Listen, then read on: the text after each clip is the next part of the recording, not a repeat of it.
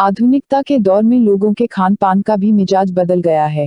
पहले के समय में पारंपरिक व्यंजनों को अधिक महत्व देने वाले लोगों की नई जनरेशन चाइनीज इटालियन फूड की तरफ ज्यादा आकर्षित हो रही है। चटपटा खाने की आदत लग जाने के बाद लोगों को घर के रूटीन भोजन में मजा नहीं आता है। इसके लिए घर की महिलाएं भी चाइनीज आइटम बना घर वालों को खिला रही है। सुबह शाम लोग नाश्ते में चटपटा खाना ही पसंद करते हैं। इसके लिए महिलाएं पूरे सप्ताह का मेनू चार्ट बना रोज कुछ नया डिश बना घर वालों को खिला रही हैं।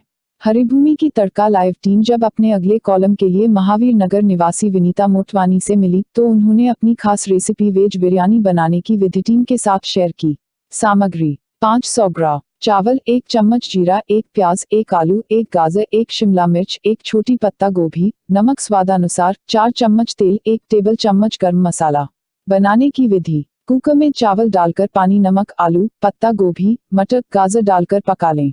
पक जाने के बाद कढ़ाई में तेल डालकर जीरा प्याज पका लें। फिर पकी हुई सामग्री को डालकर गरम मसाला डालकर फ्राई करें। फ्राई करने के बाद प्लेट में निकालकर धनिया पत्ती, सलाद से डेकोरेट करें। स्वादिष्ट चटपटा वेज बिरयानी को सर्व करें।